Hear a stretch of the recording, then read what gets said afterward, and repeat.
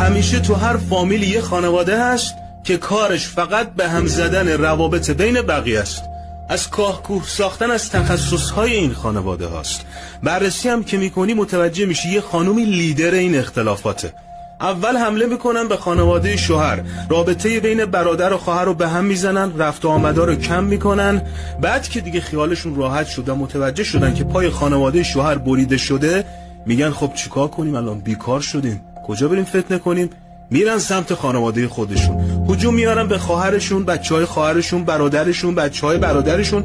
ولی خب چون خانواده خودیه ملاحظه میکنن. وقتی هم دلیل رفتارشون رو ازشون میپرسی، برات یه دلایلی میارن که تو روحت هم خبر نداشته، که چرا فلان روز همچین حرکتی کردی، چرا اون حرفو زدی، چرا سلام ندادی. اینا انگل‌های هر فامیلی هستن. آخرش هم با همه قهر تو انزوا یه گوشه زندگی میکنن.